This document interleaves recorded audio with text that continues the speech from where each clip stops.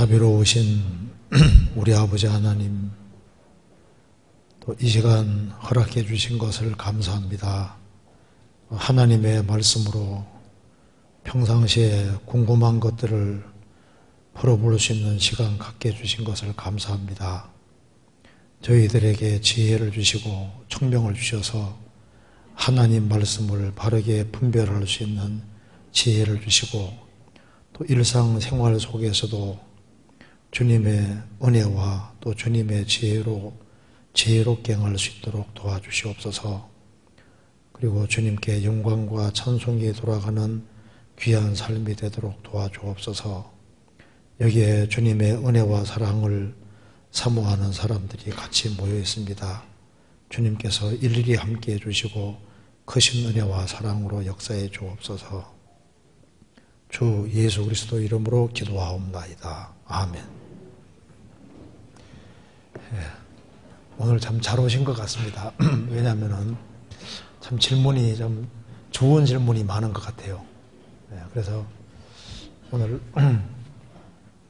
이 질문을 보면 좀 같이 생각할 만한 질문들이 많이 있어서 잘 온 것 같습니다. 그래서 1시간 반 조금 넘을지 모르는데, 가능한 1시간 반 안에 마치도록 하는데, 혹시 조금 더 길어질지도 모르는데 최대한 빨리 끝내도록 해보겠습니다. 지금 질문 한번 여기 한번 읽어보겠습니다. 첫 번째 질문. 구약 성경에는 천국에 대한 명확한 묘사가 없는 것 같습니다. 그렇다면 구약 시대에 때 유대인들의 생각했던 복이 이 세상에서 오래오래 잘 먹고 잘 사는 것이었는지, 아니면 그들도 우리와 같이 영원한 것을 바라고 기다렸는지 궁금합니다. 참 좋은 질문이죠. 구약 성경 많이 읽어보셨죠? 그러니까 이제 구약 성경에는 천국에 대한 명확한 묘사가 없는 것 같습니다. 조심스럽게 질문했습니다. 네, 없다 이렇게 말하기는 좀 그런 것 같고, 없는 것 같습니다. 이거 봐서는 나름대로 성경을 좀 열심히 읽은 것 같아요. 읽어봐서 뭐 천국에 대한 명확한 묘사가 없는 것 같아. 그렇다면 천국에 대한 명확한 묘사가 없다면은 구약시대의 유대인들이 생각했던 복은 이 세상에서 오래오래 살면서 잘 먹고 잘 사는 것이 아니었겠느냐, 아니면은 천국에 대한 명확한 묘사가 없음에도 불구하고 우리와 같이 영원한 것을 바라고 기다렸을까 궁금하다 했습니다. 궁금할 만하죠? 같이 한번 생각을 해봅시다. 자, 그러면 구약 성경에는 천국에 대한 명확한 묘사가 있을까요, 없을까요? 어떤 것 같아요? 그래서 그러니까 성경에 뭐라 했습니까? 너희는 여호와의 책을 어떻게 읽어보라고요? 자세히 읽어보라. 그 자세히 읽어봐야 되거든요. 한번 확인 한번 해봅시다. 한번 여기에 역대상 16장 찾아봅시다. 먼저 역대상 16장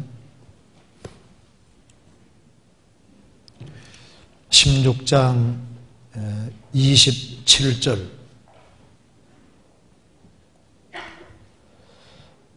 같이 읽어보겠습니다. 존귀와 위엄이 그 앞에 있으며 능력과 즐거움이 그 처소에 있도다. 다윗이 말하기를 존귀와 위엄이 하나님 앞에 있으며, 그 하나님 앞에는 존귀와 위엄이 있습니다. 그리고 능력과 즐거움이 그 처소에 있도다. 처소가 뭡니까? 하나님이 계신 곳이 그 처소입니다. 천국이라는 게 뭘까요? 하나님이 계신 곳이 천국이잖아요. 그잖아요. 그러니까 하나님이 계시다는 것은 하나님이 계신 곳이 있다는 얘기예요. 그래서 성경에 말씀하기를 그것을 처소라고 표현을 하고 있습니다. 그래서 하나님이 계신 그 처소에는 능력과 즐거움이 그 처소에 있다. 그래서 천국에는 주님이 계신 그 처소, 주님이 계신 그곳이 천국인데, 주님이 계신 그곳에는 즐거움이 있다고 얘기를 했습니다. 또 한 군데 찾아보겠습니다. 시편 68편 68편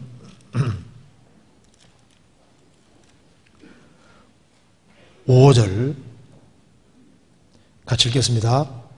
그 거룩한 처소에 계신 하나님은 고아의 아버지시며 과부의 재판장이시라. 그 거룩한 처소에 계신 하나님이 그 거룩한 처소, 장소에 계시잖아요. 그 거룩한 처소가 천국입니다. 주님이 계신 곳이니까.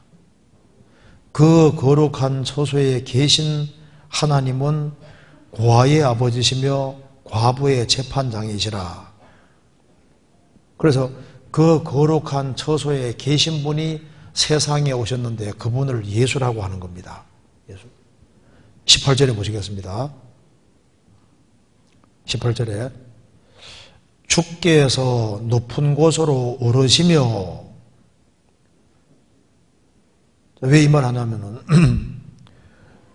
5절에 말한 대로 그 거룩한 처소에 계신 하나님이신데, 그 거룩한 처소에 계신 그 하나님이신데 바로 그분이 줍니다.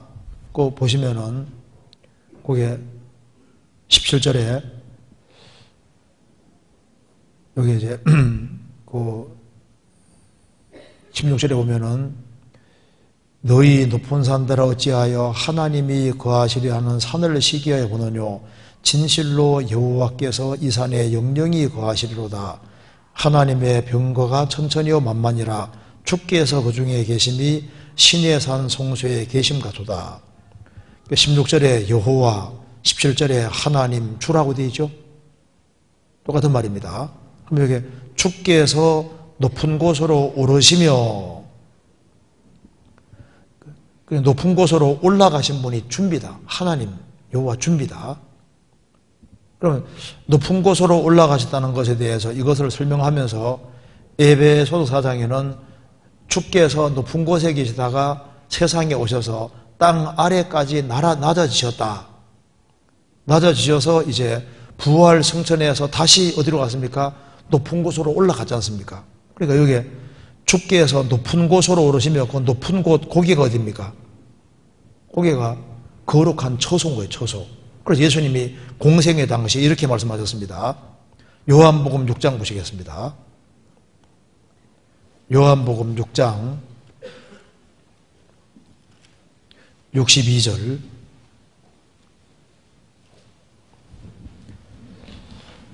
예수님이 이제 하늘에서 내려온 산떡이라고 하니까 마음에 문제가 생긴 겁니다. 제자들 사이에서. 그래서 61절에 예수께서 스스로 제자들이 이 말씀에 대하여 수군거림을 아시고 가라사대 이 말이 너에게 걸림이 되느냐. 예수님이 내가 하늘에서 내려온 산떡이라고 하니까 이 말이 너에게 걸림이 되느냐. 62절 같이 읽겠습니다. 그러면 너희가 인자의 이전 있던 곳으로 올라가는 것을 볼 것 같으면 어찌하려느냐. 인자의 이전 있던 곳, 장소입니다. 그 거룩한 처소에 계신 하나님은 고아의 아버지시며 과부의 재판장이라고 하셨는데 그 거룩한 처소에 계신 분이 세상에 오셔서 말씀하시기를 나는 하늘에서 내려온 산떡이다. 이 말하니까 유대인들이 마음에 걸림이 되니까 그러면 인자의 예전 있던 바로 그곳, 주께서 높은 곳으로 오르시며 원래 있던 그곳으로 가는 걸 볼 것 같으면 어찌 하려느냐. 그 곳이라는 것이 뭡니까? 예전에 있던 곳이 그 거룩한 처소를 채지 않을 거룩한 처소를 말하는 겁니다. 예수님이 이 말을 공생애하는 당시에 여러 번 하셨습니다. 시편 요게 요한복음 7장 보시겠습니다. 7장 34절에 또 보세요. 43절부터 제가 읽겠습니다.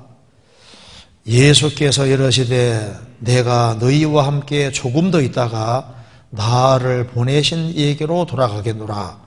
너희가 나를 찾아도 만나지 못할 터이요 나 있는 곳에 오지도 못하리라 하신대. 이제 내가 아버지께로 가는데 너희들은 나 있는 곳에는 오지 못할 것이다. 주님 높은 곳으로 가셨는데 내가 있는 그곳에는 오지 못할 것이다. 그곳이 뭡니까? 그게 주님 계신 곳이 천국이잖아요. 그죠? 8장 보시겠습니다. 8장 21절. 다시 이르시되 내가 가려니 너희가 나를 찾다가 너희 죄 가운데서 죽겠고 나의 가는 곳에는 너희가 오지 못하리라. 주님이 원래 있던 곳으로 간다고 했죠. 나의 가는 그곳이 어디입니까? 그곳이 그게 주님이 계신 처소인 거예요. 처소. 그잖아요. 요한복음 12장도 봅시다. 12장 26절 같이 읽겠습니다. 사람이 나를 섬기려면 나를 따르라. 나 있는 곳에 나를 섬기는 자도 거기 있으리니 사람이 나를 섬기면 내 아버지께서 저를 귀히 여기시리라. 여기 거기라는 것이 뭐냐면요, 그 거룩한 처소에 계신 하나님인데 그분이 세상에 오셨다가 죽게 해서 높은 곳으로 오르시며 그곳이라고. 그래서 사람이 나를 섬기려면 나를 따르라. 나 있는 곳에, 내가 있는 바로 그곳에, 주님 거기서 오셨으니까 내가 있는 그곳에 나를 섬기는 자도 거기 있을 것이다. 사람이 나를 섬기면 내 아버지께서 저를 귀히 여기실 것이다. 요한복음 17장 24절을 같이 읽겠습니다. 17장 24절 같이 읽겠습니다. 아버지여 내게 주신 자도 나 있는 곳에 나와 함께 있어 아버지께서 창세전부터 나를 사랑하심으로 내게 주신 나의 영광을 저희로 보게 하시기를 원하옵나이다. 아버지여 내게 주신 자, 구원받은 사람입니다. 내게 주신 자도 나 있는 곳에 나와 함께 있어. 주님이 계신 바로 그곳, 주님이 그곳에 계시다 오셨으니까 내가 있는 바로 그곳에 나와 함께 있어 아버지께서 창세전부터 나를 사랑하심으로 내게 주신 나의 영광을 저희로 보게 하시기를 원하옵나이다.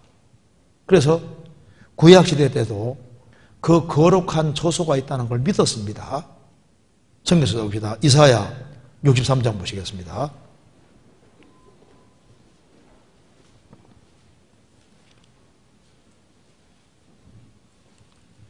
그래서 주님이 계시는 곳이란 말과 천국이란 말은 똑같은 말인 거예요. 이사야 63장 15절 제가 읽겠습니다. 주여 하늘에서 굽어 살피시며 주의 거룩하고 영화로운 처소에서 보시옵소서. 주의 열성과 주의 능하신 행동이 이제 어디 있나이까? 주의 베푸시던 강곡한 자비와 긍휼이 내게 그쳤나이다.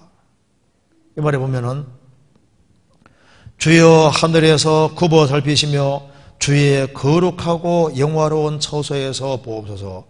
주님은 주의 거룩하신 하고 영화로운 처소에 계시고 주님 계신 그곳이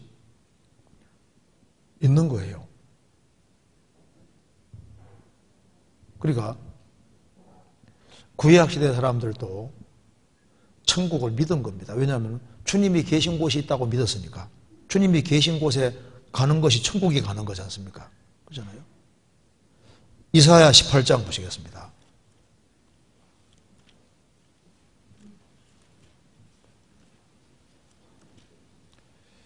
이사야 18장 4절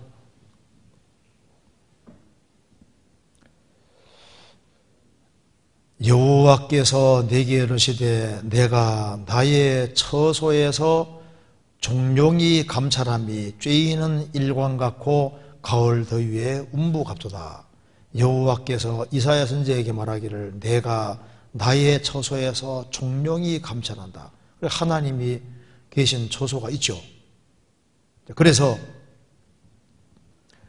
창세기 5장 보면은 그 옛날에 에녹이라는 사람이 있었는데, 에녹은 하나님께서 산채로 그를 데려갔습니다. 그래서 히브리 11장에는 그는 믿음으로 에녹은 죽음을 보지 않고 옮기웠다. 옮기우기 전에 하나님을 기쁘시게 하는 자라는 증거를 받았느니라. 그 에녹이라는 사람이 죽음 보지 않고 산채로 들림받았을 때 어디로 갔을까요? 주님이 계신 그 거룩하고 영화로운 처소 글로 간 거예요. 그렇잖아요? 그리고 열왕기 시대 때 엘리야가 회리바람과 불병거 타고 산채로 주님 데려가셨잖아요. 어디로 데려가셨을까요? 그 거룩한 처소로 데려간 거예요. 처소로. 그렇잖아요. 그래서 예수님이 변화산상에서 변화되실 때 옆에 모세와 엘리야 같이 있었다는 거 아시죠? 그리고 주님 앞에 가 있는 거예요. 그러니까 성경에 말씀한 대로 구약시대 때도 그들이 천국을 주님이 계신 바로 그곳이 있다고 믿었기 때문에 믿음의 조상 아브라함, 이삭, 야곱이 평생 어디 살았는지 아시죠? 텐트에 살고 있어요. 텐트에. 왜 텐트에 살았냐면 그들은 주님이 계신 바로 그 세계를 바라고 살았던 겁니다. 왜? 죽음 건너가면 거기에 간다고 믿었던 거예요. 히브리서 11장 보시겠습니다. 히브리서 11장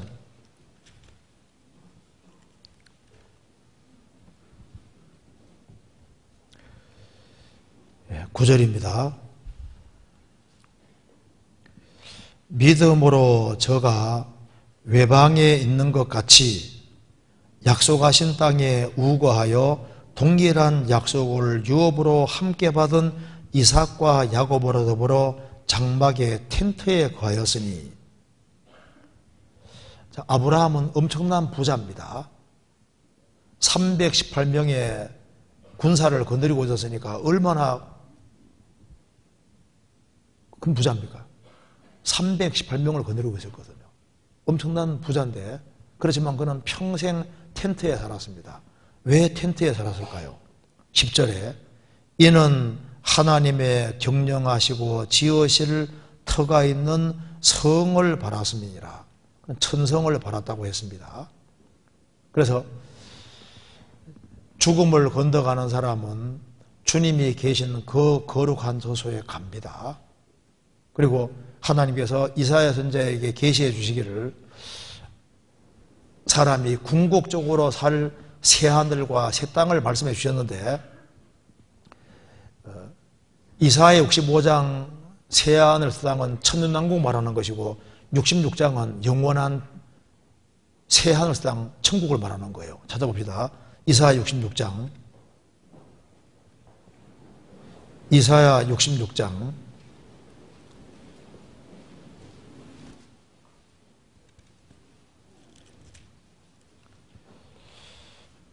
22절입니다.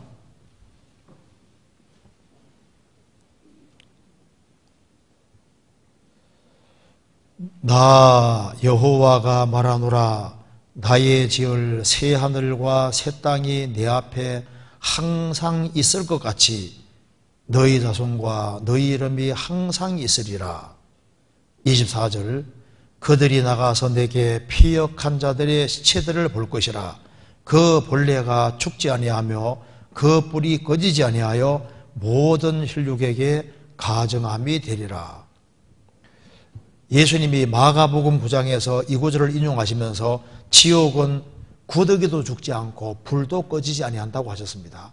영원한 지옥불을 얘기를 하시면서 대조적으로 22절에 나 여호와 말하노라. 나의 지을 새 하늘과 새 땅이 내 앞에 항상 있을 것 같이.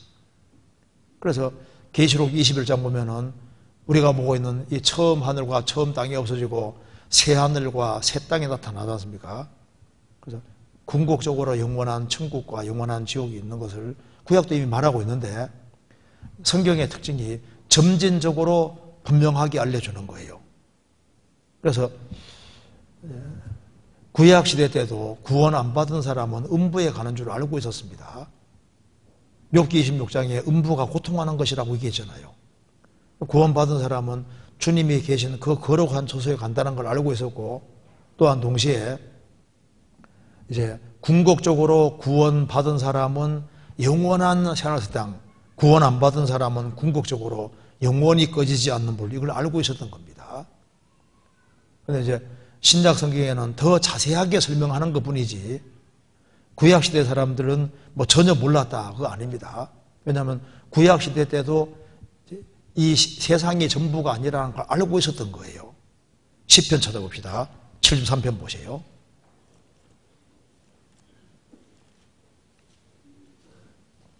(73편) 14절. 내가 어찌면 이를 알까 하여 생각한 적 내게 심히 곤란하더니, 여기 14절 15절. 나는 종일 재앙을 당하며 아침마다 징책을 보아도다. 내가 만일 스스로 이르기를 내가 이렇게 말하리라 하였다면, 그다음 같이 읽겠습니다. 주의 아들들의 시대를 대하여 괴휴를 행하였으리이다. 악한 자가 형통하고 의인이 고통받는 것을 보고 시편 기자가 문제가 생겼습니다. 악인은 승승장구하고 자신은 종일 재앙을 당하고 아침마다 징책을 보고 얻어터지고 하니까 세상이 이럴 수 있을까? 마음에 고민되지만 말은 안 했다 그 말입니다. 그래서 내가 스스로 이러기를 내가 이렇게 말하리라, 하나님 너무하시다, 하나님 불의하시다, 이런 엉뚱한 소리를 얘기했다면 큰일 날 뻔했다는 거예요. 주의 아들들의 시대를 대항해서 거짓을 행할 뻔했다는 겁니다. 무슨 시대? 주의 아들들의 시대가 따로 있는 거예요. 지금은 고린도전서 4장에 말한 대로 지금은 인간 시대입니다. 인간 시대. 구원 안 받은 사람이 판치는 시대고, 잠시 후에 주의 아들들의 시대가 따로 온다는 걸 알고 있는 거예요. 그래서 다윗도 말하기를 찾아봅시다. 시편 17편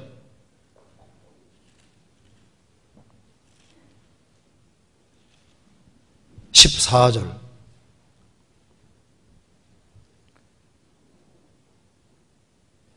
여호와여, 금생에서 저희 분깃을 받은 세상 사람에게서 나를 주의 손으로 구하소서. 그는 주의 제물로 배를 채우심을 입고 자녀로 만족하고 그 남은 산업을 그 어린 아이들에게 유전하는 자니이다. 나는 의로운 중에 주의 얼굴을 보리니 깨를 때 주의 형상으로 만족하리이다. 그러니까 구약시대 참 성도들도 금세 바라고 살은 게 아니에요. 금세가 전부라고 생각하고 살은 게 아닙니다. 그래서 금생에서, 이 세상에서 저희 몫을 다 받은 세상 사람에게서 나를 구별시켜 주십시오. 그들은 주님의 주신 채물로 배를 채우심을 입고 자녀로 만족하고 돈 많이 벌어서 자녀들에게 유전하고 넘겨주는 그 재미로 사는데, 나는 의로운 중에서 주의 얼굴을 보리니 깨를 때, 부활할 때 주의 형상으로 만족하리이다. 그는 내세를 믿고 있고, 죽음 건너가면은 주님 앞에 간다는 것도 믿고 있고, 주님 앞에는 기쁨이 충만하고 영원한 즐거움이 있다는 것도 알고 있고, 장차 부활이 있는 것도 알고 있는 거예요. 욥기 19장에도 나의 이 가죽 이것이 썩은 후에 내가 육체 밖에서 하나님 보리라. 헬라 원어로는, 히브리어로는 육체 밖에서 볼 뿐 아니라 부활의 몸을 입고 볼 것이다. 원래 의미가 두 가지가 포함되어 있습니다.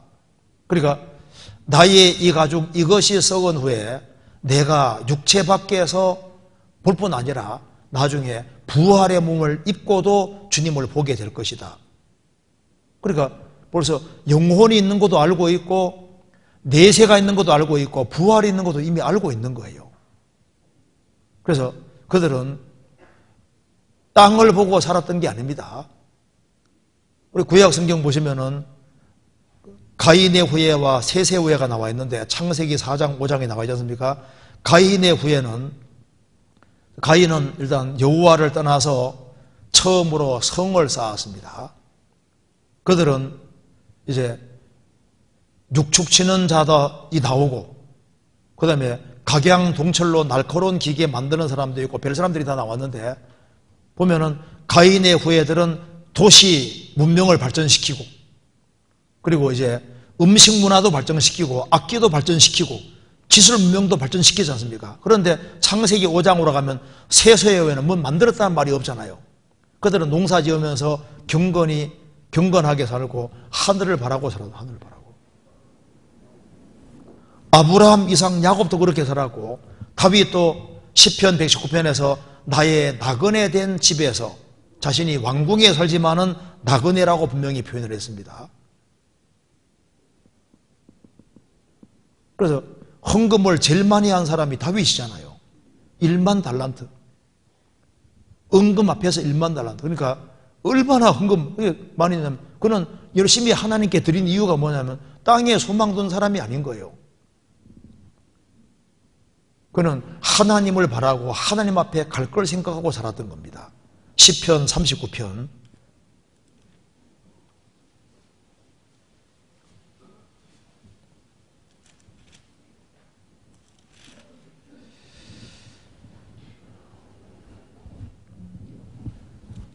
5절입니다.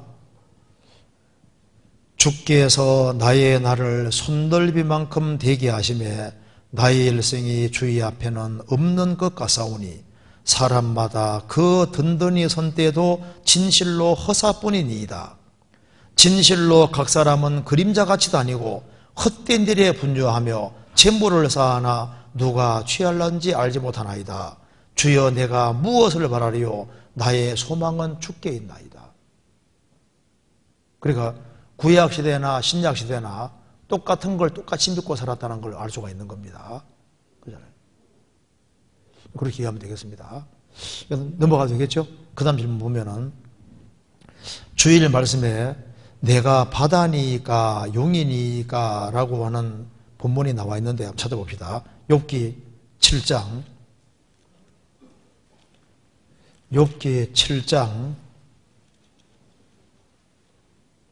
12절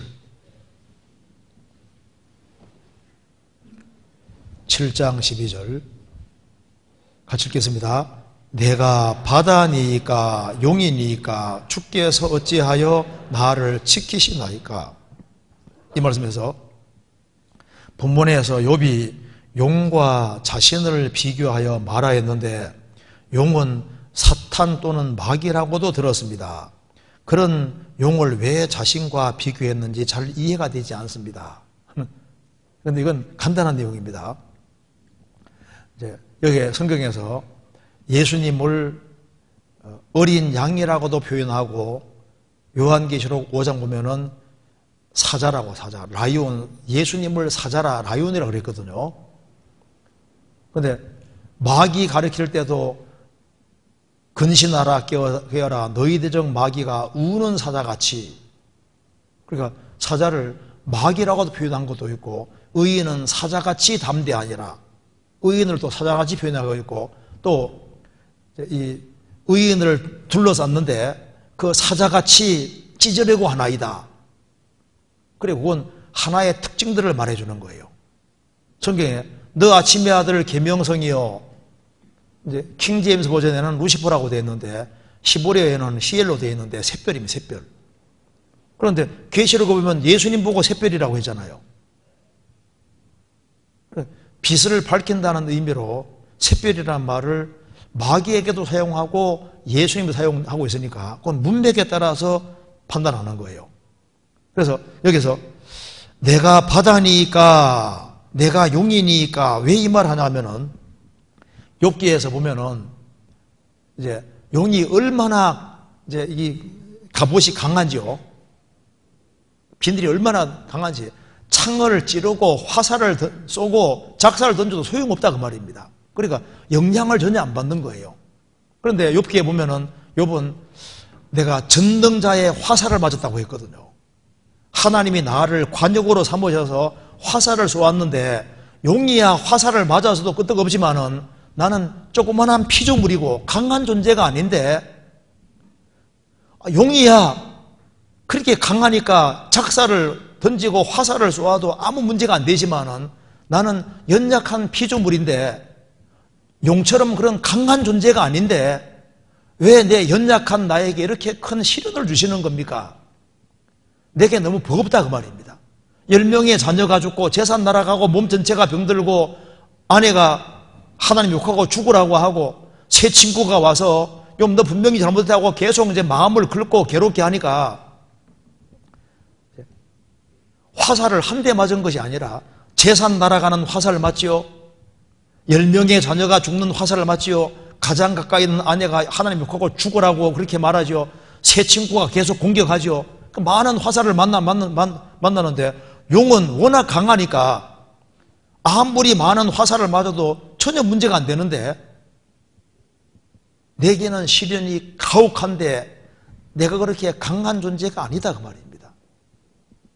그러니까 이건 내가 용이니까 그 말은 내가 막이니까 그런 말이 아니고 용의 한 측면이 있는데 그 측면이 아주 강한 거예요.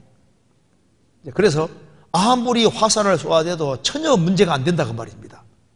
그 가장 강한 그런 용 드라곤입니다. 류야단 용. 그런 용의 그 강한 것을 예를 들면서 화살을 맞은 걸 얘기를 하면서 하는 얘기인 겁니다. 나는 너무 작은 피조물인데 이건 너무 가혹하고 힘들다는 걸 지금 말하는데 내가 이렇게 강한 존재라도 된다는 말입니까? 하는 그 측면을 말하는 거예요. 그러니까 성경에서 어떤 것을 얘기를 할 때 예수님도 사자라고 이렇게 표현했지 않습니까? 좋은 의미로 사자란 말이다 그 말입니다. 물어뜯고 죽이는 그 이리 같은 그런 측면으로 그런 사자를 말하는 게 아니다 그 말입니다. 그러니까 사자는 동물의 왕인 것처럼 예수님은 왕이지 않습니까? 좋은 의미로 사자도 있고 나쁜 의미로 사자도 있는 거예요. 그리고 별도 마찬가지인데 마귀는 빛을 밝혀서 극혐길로 인도하는 쪽으로 잘못된 빛으로 인도하는 샛별이잖아요. 주님은 우리를 바른 길로 인도하는 샛별이니까 그러니까 거기에 이제 측면을 말하는 거니까 그렇게 해야지. 용은 무조건 마귀다, 사자는 무조건 마귀다, 예수님 보고도 사자라고 했거든요. 그러니까 성경은 문맥에서 판단을 하고 이해해야지 맞다 그 말입니다. 이해되시죠? 그 다음 여기 읽어봐. 식당에서 매번 마음 상하는 일이 있어서 이제 부탁을 드립니다. 찔리는 분들이 많이 있을 것 같아요. 우리 교회 식당의 배식 장소에서 매번 새치기가 일어납니다. 그것도 새치기가 문화처럼 자리 잡고 있어서 이방인들이 보고 혀를 차면서 실망하는 것을 보았습니다. 형제자매들이 세상에 나가서는 분명히 줄을 잘 서시리라고 생각을 합니다. 그런데 왜 교회 안에서는 왜 이렇게 무질서한 모습이 자리를 잡았는지, 어떻게 이렇게까지 도가 지나친 것인지, 앞으로 어떻게 할 것인지 매번 볼 때마다 마음이 불편하고 안타깝습니다. 이런 말씀을 드리는 것 자체가 서로 부끄러운 일이라고 생각합니다. 우리 교회 식당은 배식줄을 서면 채치기가 너무 극심합니다. 모든 형제자매들이 공감하실 것입니다. 진짜 공감하세요? 공감하실 거라고 했습니다. 사정이 급한 몇몇 분들이 뒷분들에게 양해를 구하고 먼저 서는 경우는 누구나 이해할 수 있을 텐데 하지만 우리 교회의 수준은 그런 정도가 아니라 새치기가 문화처럼 자리를 잡았습니다. 자신이 아는 분들은 무리대로 다 불러 앞으로 세워주시고 아는 분들이 아는 무리들을 또 세워주는 거죠. 매주마다 일상입니다.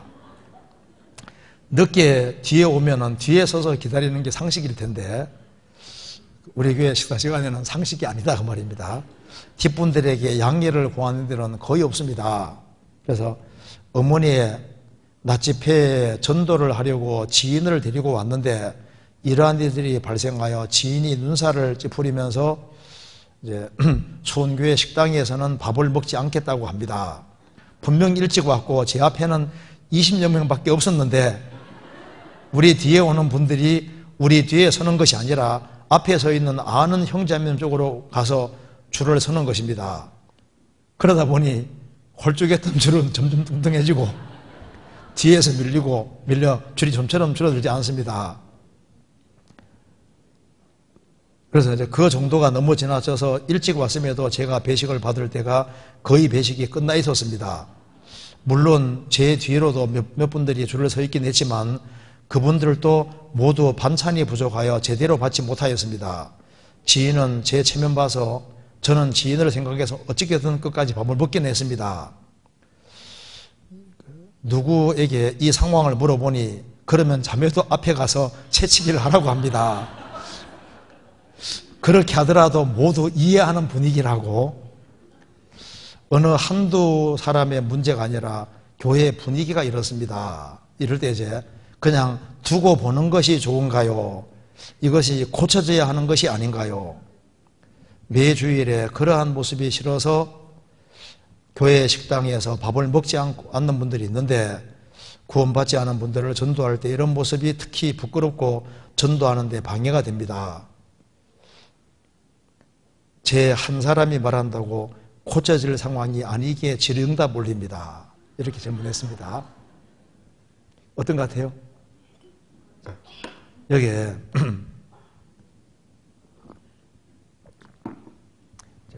질서를 지키는 게 좋지 않습니까?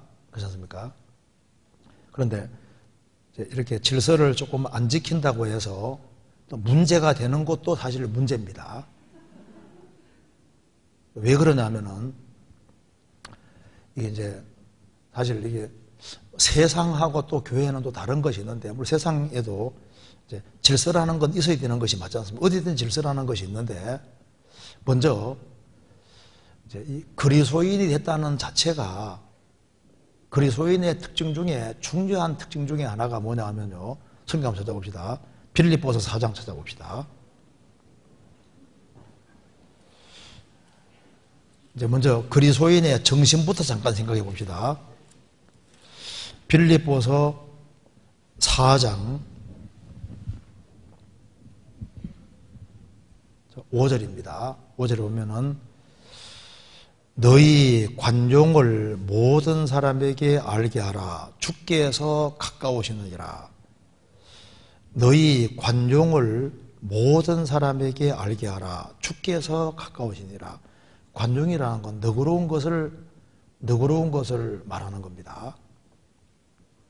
그러니까 이제 이 그리스도인의 정신 자체가 일단은 구원을 받았다는 자체는 일단 용서하는 마음과 관용하는 마음, 이것이 일단 기본인 거예요.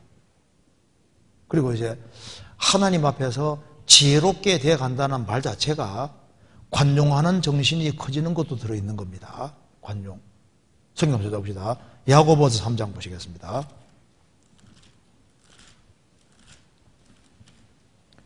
야고보서 3장 17절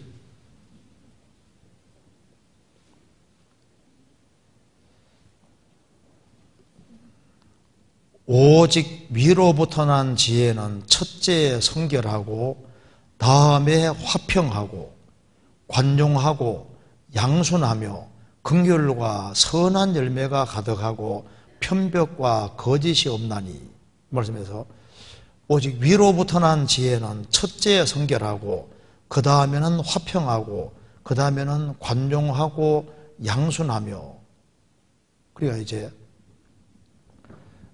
위로부터 거듭난 사람은 기본적으로 일단 뭐가 있냐면은 마음에 너그러운 마음, 관용하는 마음이 있는 거예요. 그리고 이제 이 그리스도의 정신이 어떤 거냐 하면은 성경 찾아봅시다. 마태복음 5장 보시겠습니다. 마태복음 5장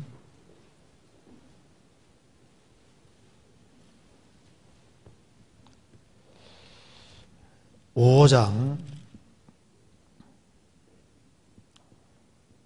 여기 40절에 보면 묘를 나와 있지 않습니까? 또 5장 12절에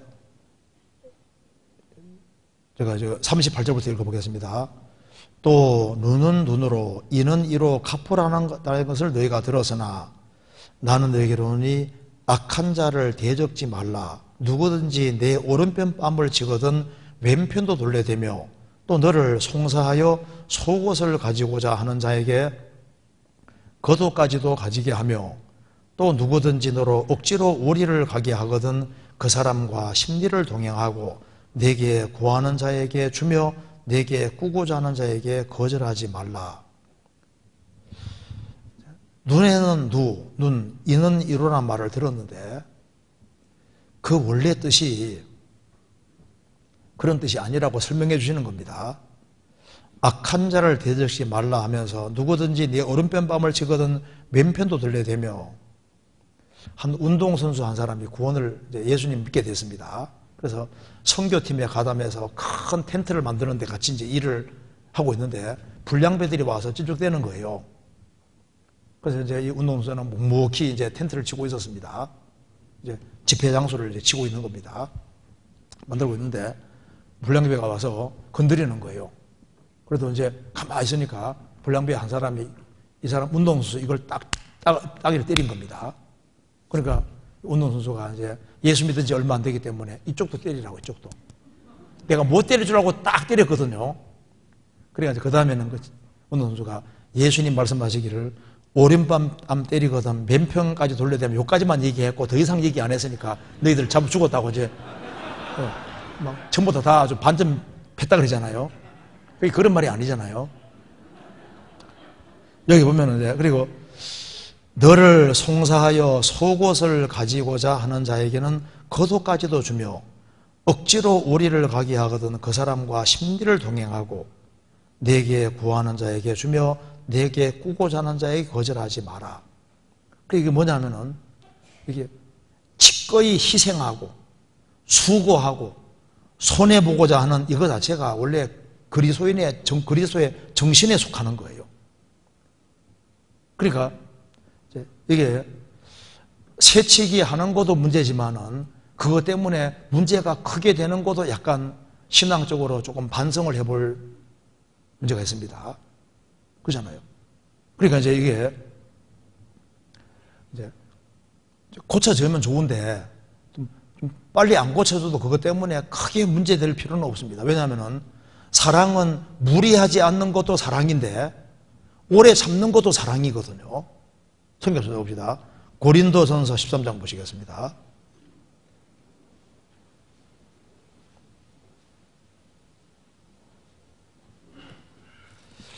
고린도전서 13장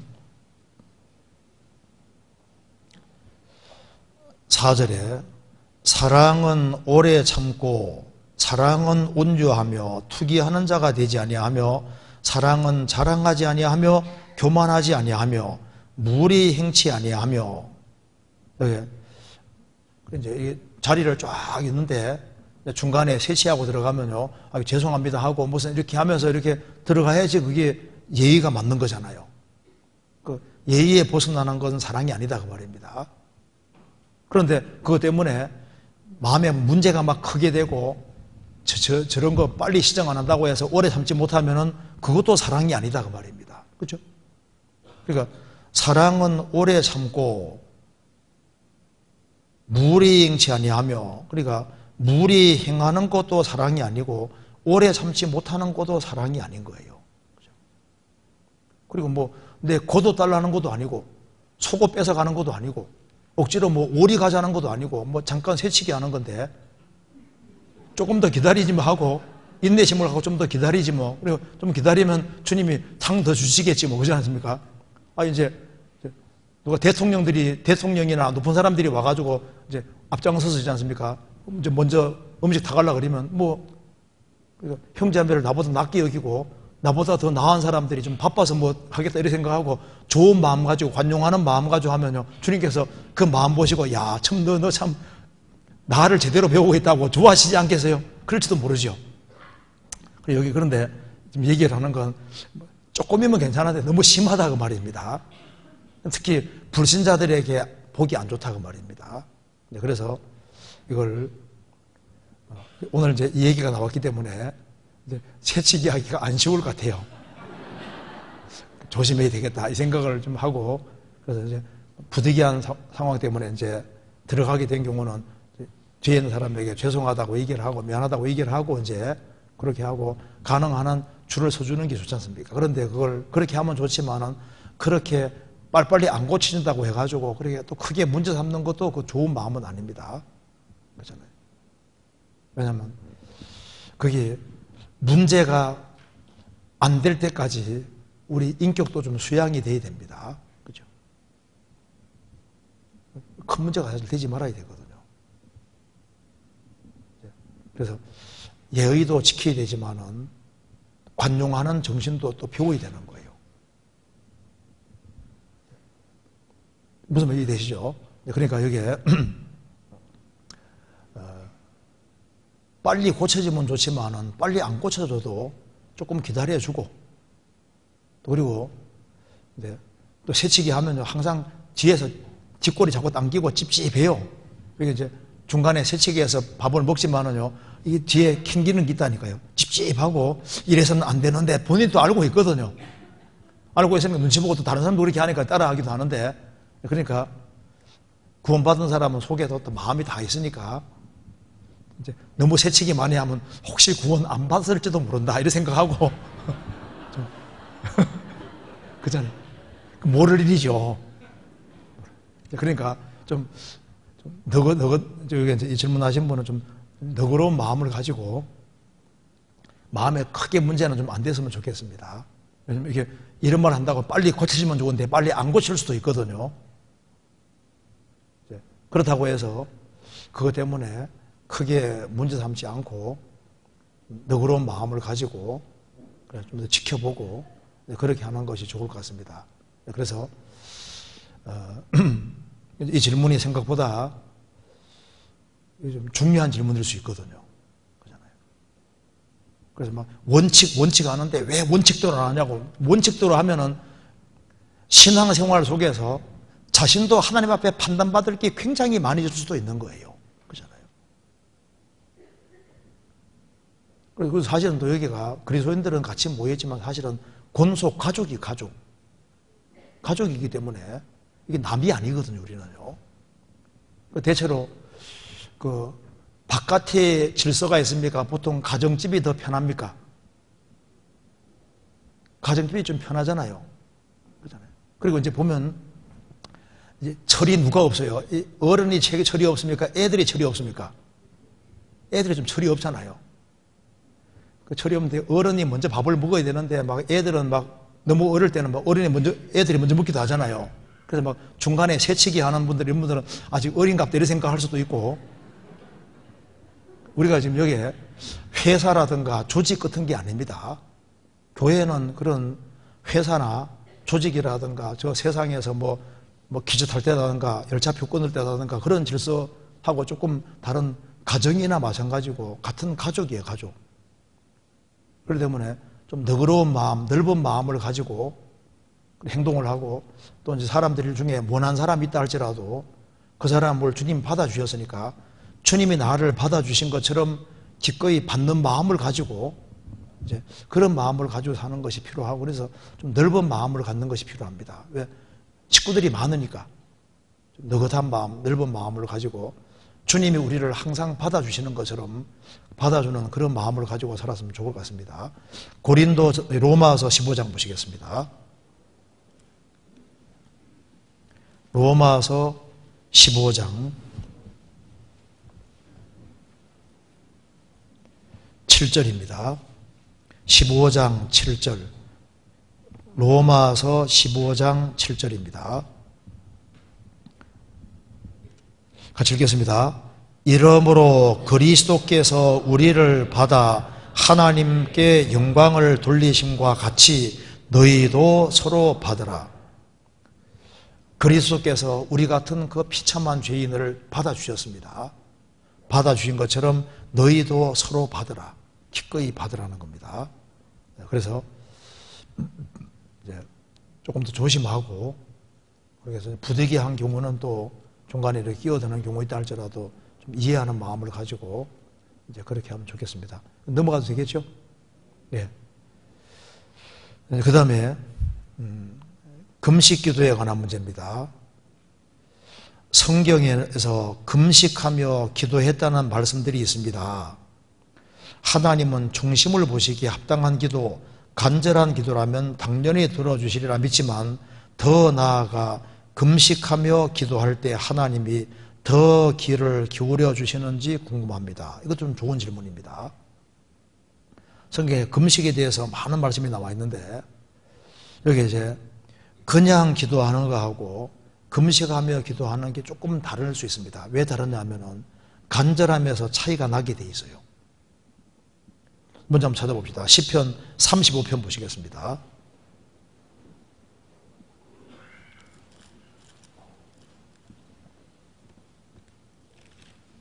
35편 13절.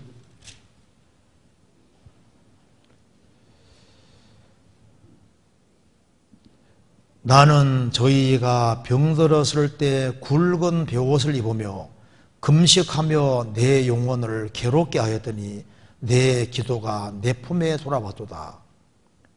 그러니까 상대방을 위해서 간절히 기도했는데 그 사람들이 전혀 안 받아들일 때는 그 기도가 결국은 자기 품에 들어왔다는 것은 자기만 더 큰 축복을 받는 사람이 되고 상대방은 축복 못 받는 사람이 됐다고 말입니다. 우리가 전도했는데 그 사람이 끝까지 거절하면은 이 사람에게 빌어준 평강은 내게 오게 돼 있는, 복은 내게 오게 돼 있는 겁니다. 여기 이제, 그런데 여기 보면은, 금식하며 내 영혼을 괴롭게 하였더니, 그러니까, 금식하며란 말이 더 간절한 것이 포함되어 있는 거예요. 그러면 저게, 왜 이제 이 구약시대 때도 신약시대 때도 이 금식이라는 게 들어가냐 하면은, 기도가 더 상달되게 하기 위해서입니다.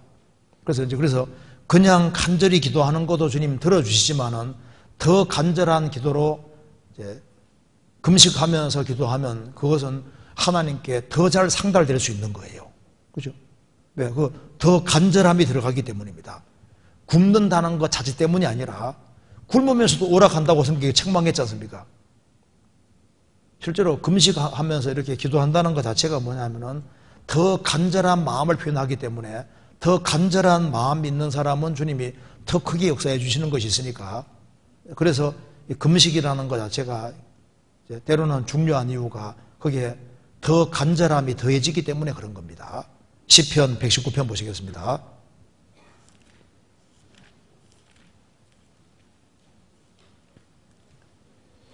119편 169절.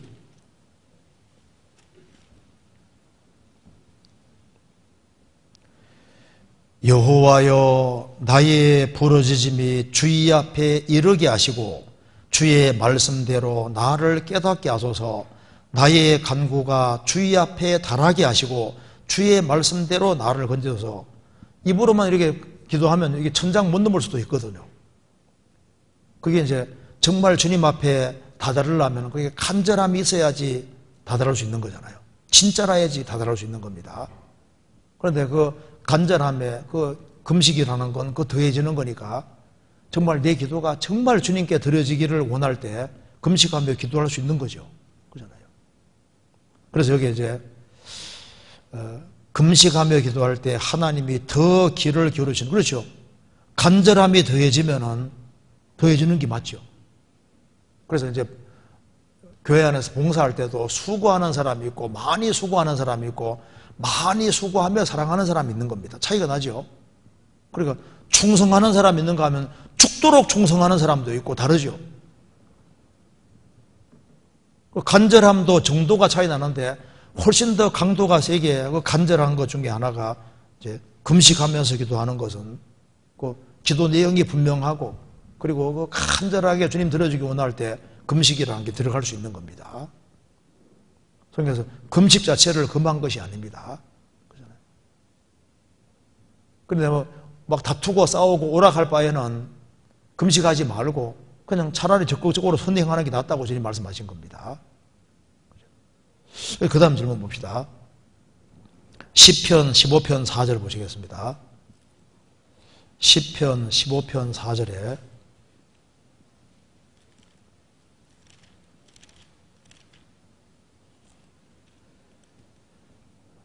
여기 그 눈은 망령된 자를 멸시하며 여호와를 두려워하는 자를 존대하며 그 마음에 서원한 것은 해로울지라도 변치 아니하며, 이 말씀에서 서원은 어떤 경우에 어떤 방법으로 해야 하는지와 하나님께 서원한 것은 성경 말씀대로 해로울지라도 꼭 지켜야 하는지 궁금합니다. 그렇죠?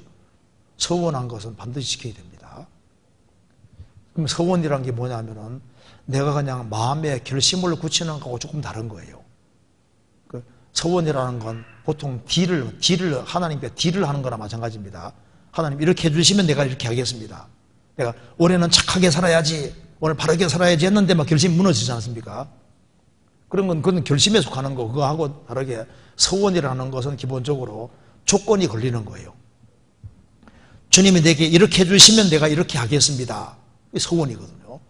그러니까 이제 입다 같은 경우 하나님 전쟁에 승리하면은 이렇게 이 조건을 해주시면은 주님 내가 집안에 나오는 사람 하나를 반드시 드리겠습니다. 이런 서원이거든요. 그러니까 조건이 걸린 조건을 주님 들어주면은 자신이 그렇게 하기로 서원한 경우는 해로울지라도 지켜야 된다고 되어 있잖아요. 그러니까 서원하는 걸 조심하라고 한 이유가 내가 열심히 살아야 되겠다 결심을 고치는 거하고 서원은 조금 개념이 좀 다른 거예요. 서원은 하면은 그거는 더디게 하지 말고 반드시 갚아야 된다고 성경이 말했습니다. 성경 전도서 5장 찾아보시겠습니다. 전도서 5장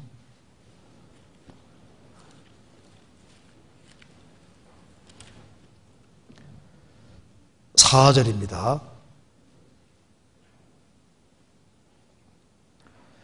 내가 하나님께 서원하였거든 갚기를 더디게 말라.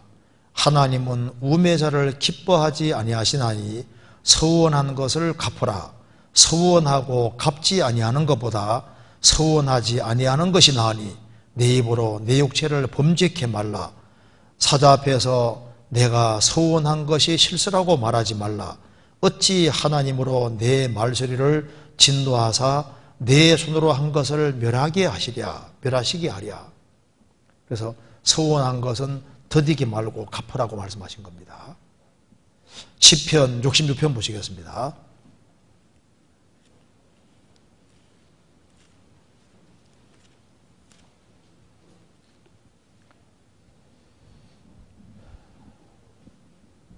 (13절)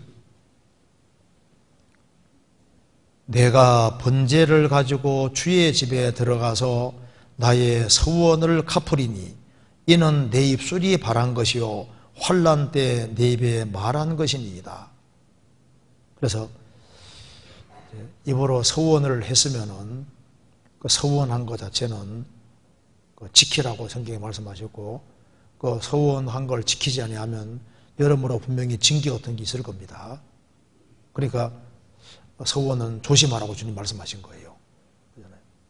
그리고 이제 그 다음에 질문입니다. 교회 안에서 외롭고 형제자매들과 어울리기 힘듭니다. 오랜 시간 교제에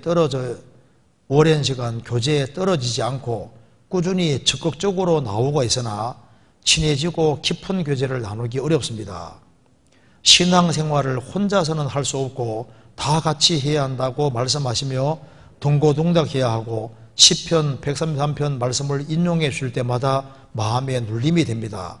원래 성격이 내성적이고 혼자 있기를 좋아하지만 형제 자매님들을 사랑하는 마음이 많이 부족한 것 같습니다. 어떻게 해야 좋을지 조언을 부탁드립니다. 제가 먼저 사랑하며 노력해도 부족한 것 같습니다 하는 질문입니다. 참 이게 솔직한 질문이지 않습니까? 교회 안에서 외롭다. 같이 있지만은 외롭다. 실제 이럴 수 있습니다. 식구들하고 섞여 있지만은 외로울 수 있는 거예요. 그리고 형제매들과 어울리기 힘이 듭니다. 이제 성격이 내성적이고 혼자 있기를 좋아한다. 이런 성격이 있는데 타고나서 그런 경우도 있고 타고날 때부터 혼자 있는 걸 좋아하는 사람도 있어요. 또 가정 환경 때문에 그렇게 된 경우도 있고 또 어릴 때 상대방 어떤 사람에게 이제 큰 상처를 받아서 대인 기피증이 생긴 경우도 있고 뭐 여러 가지 이유가 있습니다. 그런데 그래서 이제 형제자매들과 어울리기 힘이 듭니다. 그리고 어울리기 힘든 사람들도 있어요. 실제로. 그런데 이게 참 감사한 것은 오랜 시간 교제에 떨어지지 않고 꾸준히 적극적으로 나오고 있다. 이게 중요한 거예요. 그리고 친해지고 깊은 교제를 나누기 어렵다. 성격적으로도 이럴 수 있고 또 이런 것이 꼭 신앙적으로 꼭 문제 있다고 생각할 수 없습니다. 신앙생활은 혼자 할 수 없고 다 같이 해야 한다는 말씀을 하시기 때문에 동고동락해야 한다 말 들을 때 찔리고 형제가 연합하여 동거하며 어찌 그리 선하고 아름다워 그 말 들을 때도 막 찔리고 마음에 눌림이 된다 그 말입니다. 그러니까 이게 어떻게 해야 좋으냐 이렇게 하나 질문을 했는데 근데 성격이 내성적이라고 했는데 상당히 많이 이분 바뀐 겁니다. 말하기를 오랜 시간 교제에 떨어지지 않고 꾸준히 적극적으로 나오고 있다. 그 생명이 있으니까 이렇게 한 거예요. 그리고 이제 친해지고 깊은 교제를 나누기 어렵습니다. 전혀 못하는 게 아니잖아요. 이번에 보면 발전을 많이 했습니다. 그런데 내성적으로 말하면 저도 두 번째가 하면 서러운 사람. 근데 교제 가운데 꾸준히 있으면은 많이 바꿔집니다. 바꿔져요. 그래서 성격이 타고나는 것도 있고 하지만은 그래도 바꿔지는 거예요. 제가 원래 태어날 때 저도 장남으로 태어났는데 남동생 둘이 있잖아요. 그럼 저는 뭐 심부름 시키면 일단 어른들 상점에 가서 뭐 사달라고 하는 것도 부끄러운 거예요. 돈 가져가서 뭐 사오는 것도 일단 그리고 이제 동네를 지나다닐 때 어른들을 이렇게 지나다니고 그래서 사람들 보는 게 부끄러워가지고 이제 가능한 피해 많이 다녔습니다. 그래서 이제 뭘 사오게 시키면 동생들을 거의 시켰거든요. 동생들을. 왜냐하면 나서는 게 그렇게 내 마음에 안 맞더라고요. 그래서 초등학교 다닐 때도 항상 숨어서 다니고 눈이 안 띄려고 아주 조용히 눈이 안 띄려고. 그래서 이제 학교에 이제 수업 받을 때도 이제 마음이 뭐 시킬까봐 조마조마한 거예요. 초등학교 때도 조마조마하고 중학교 때도 조마조마하고 고등학교 때도 조마조마하고 뭐 시킬까봐. 그래서 눈에 안 띄려고. 그러니까 이제 이게 사람하고 이제 어울리는 그 원래 내 취향이 원래 안 맞았거든요. 원래 내 취향하고 전혀 다르죠. 제가 고등학교 다닐 때도 반장을 날 보고 시켰더라고. 나는 안 한다고 해서 뭐 시켜가지고 뭐 앞에서 뭐 이렇게 전달 사항 할 때 내 친구 시켰거든요. 네가 해. 원래 반장 해야 되잖아요. 그래 반장 아니 내가 안 하고 내 친구 시켜가지고 다 이렇게 지시사항 전달 사항 다 하겠다니까요. 그러니까 눈에 띄는 것이 싫은 거예요. 그러니 그런 상태로 있다가 구원을 딱 받아 놓으니까 교제 가운데 들어오는 게 어려웠을까요? 쉬웠을까요? 어려웠죠. 그래서 이제 말씀 듣는 건 좋아요. 좋은데 이제 청년들 같이 모이고 할 때 이제 뭐 시킬까봐 겁나는 거예요. 그래서 조용히 지나가면 좋은데 그러니까 이게 안 쉽더라니까요. 그런데 주님 명령하신 대로 있어야 되는 거예요. 여기 오랜 시간 교제 안 떨어지고 꾸준히 적극적으로 나온다. 그래서 이게 중요한 겁니다. 꾸준히 나오고 같이 이렇게 있다 보니까 주님이 자꾸 바꿔주셔요. 그리고 이제 용기도 생기게 만들어주시고 적극적인 마음을 갖게 만들어주시고 이렇게 조금 바꿔주시는데 그래서 더디게 바뀌어져도 조금 바꿔집니다. 주님 만들어주세요. 그래서 어떻게 하는 게 좋냐면은 지금 교재에 떨어지지 않고 꾸준히 적극적으로 나오는 그것을 계속적으로 하는 것이 중요합니다. 일단 뒤로 물러가면 안 돼요. 성경 찾아봅시다. 빌립보서 3장.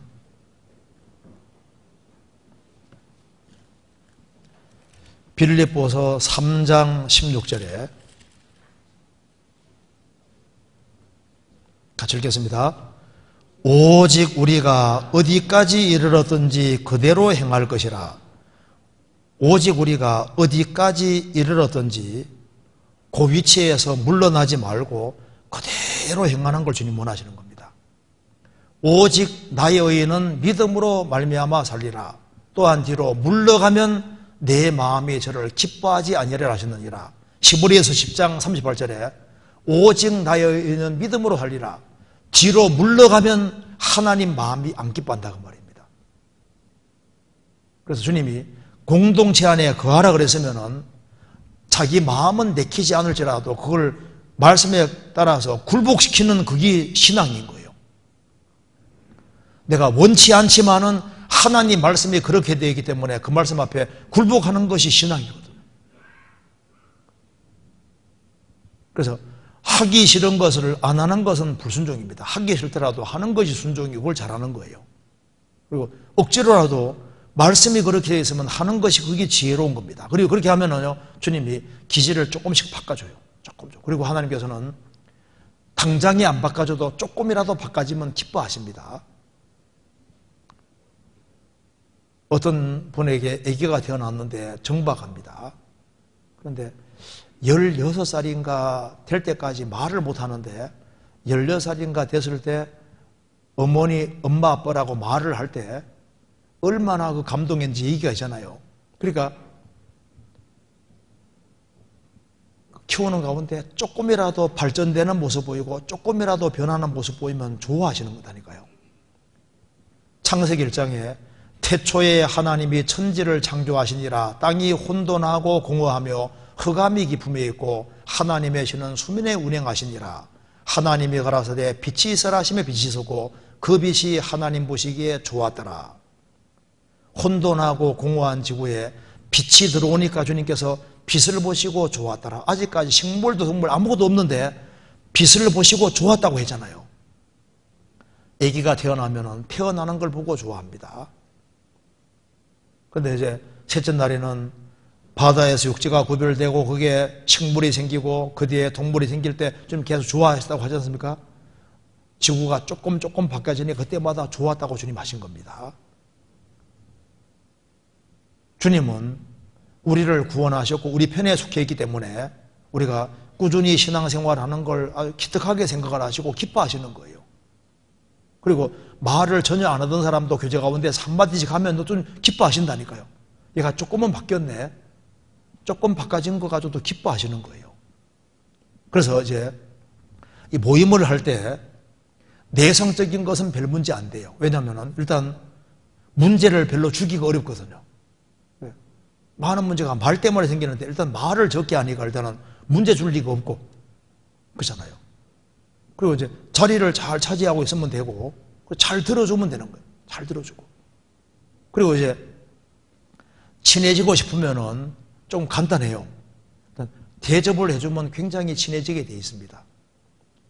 그리고 더 중요한 것은 내가 하나님을 기쁘게 하고 쭉 살아가면 주님이 내게 적절한 사람을 붙여주세요.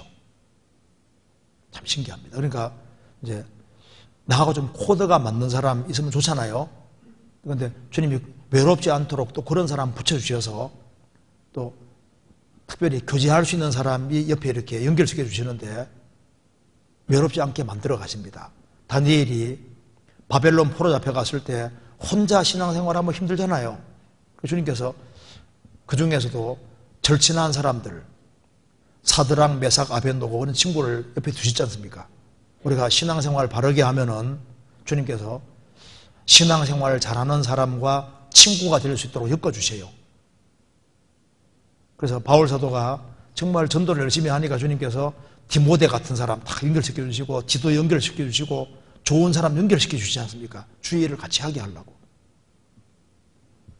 바울과 신라를 연결시켜 주시고 그래서 좋은 만남을 갖게 만들어주시는 겁니다. 그래서 주님과 교제 잘하는 사람은 또 주님이 좋은 사람과 만나게 해주시고 그런 속에서 또 마음의 문제가 또 해결되게 만들어주시는 거예요. 그리고 귀에 있을 때 자꾸 구원받은 식구들에게 대접해 주는 게 참 좋아요.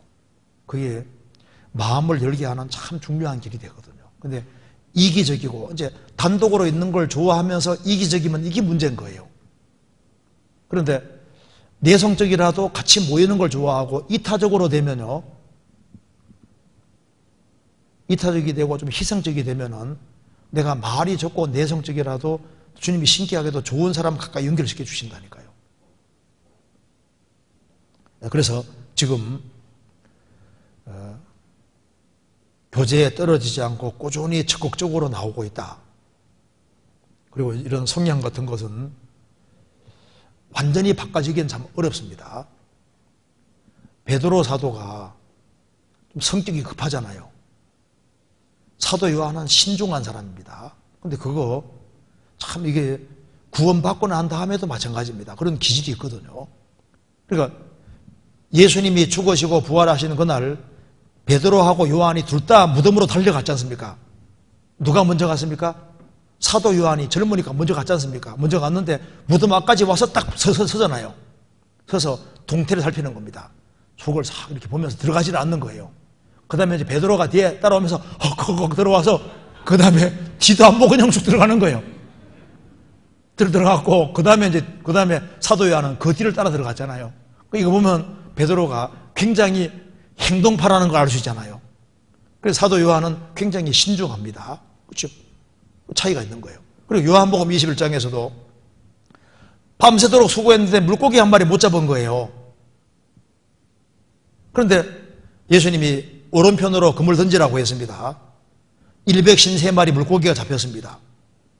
그대로 사도 요한은 주시다 했습니다. 예수님이다. 금방 알아차리지 않습니까?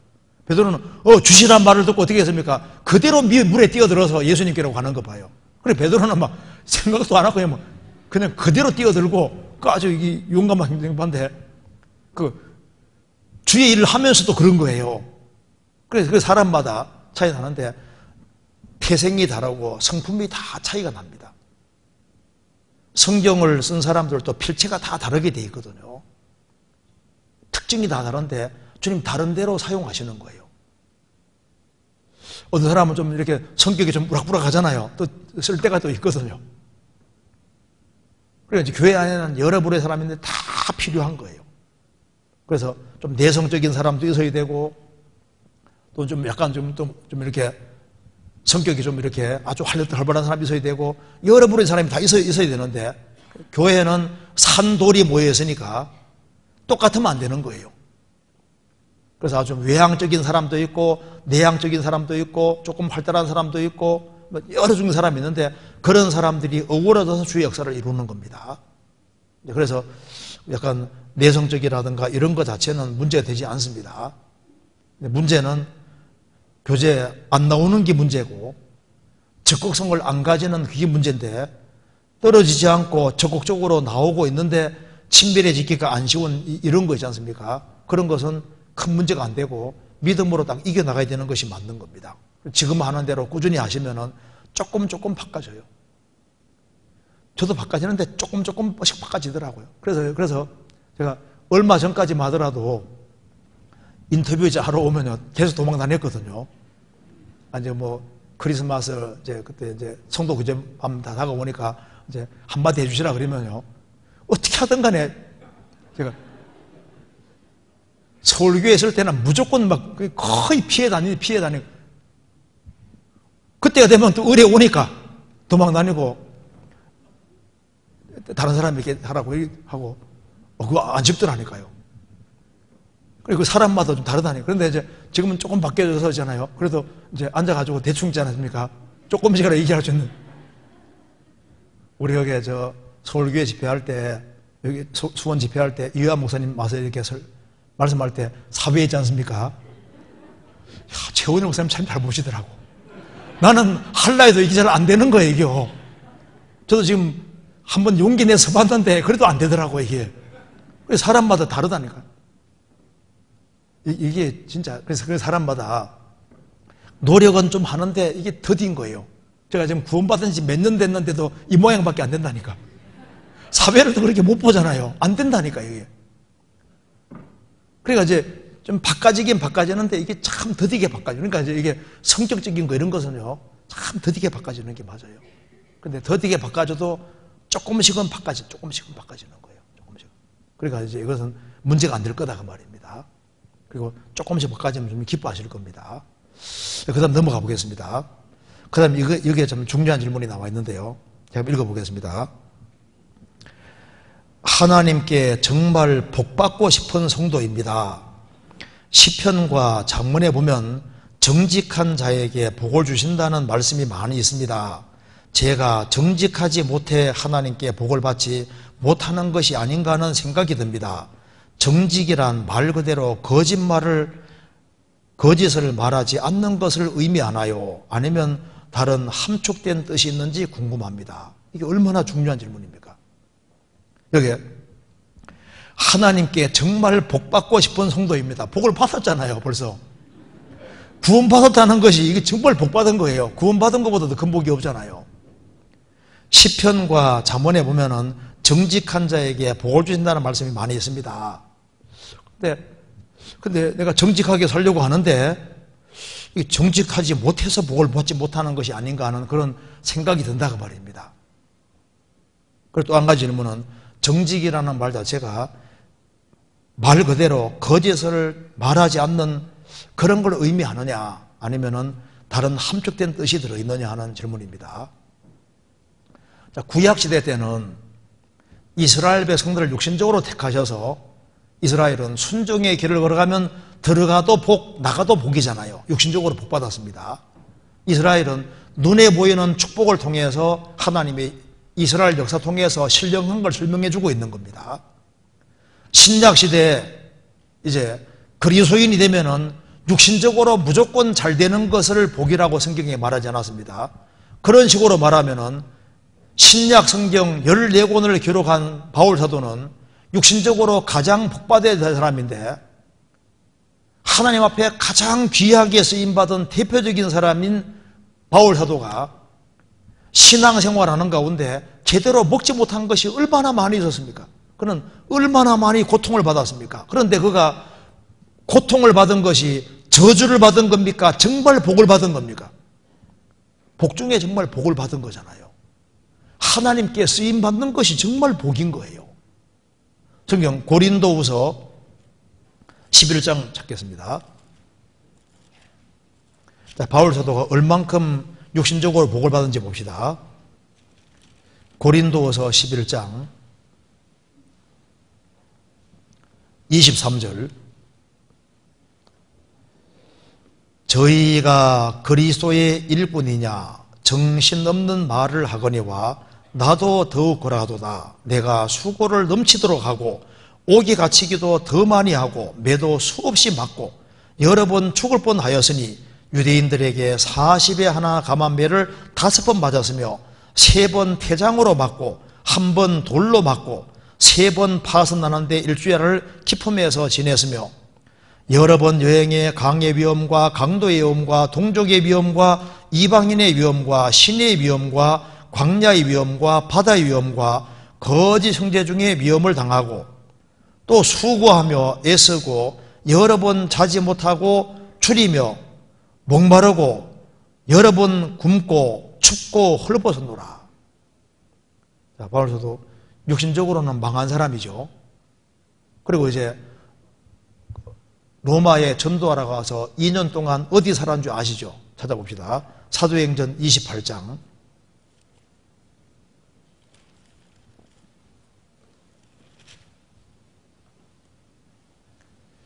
30절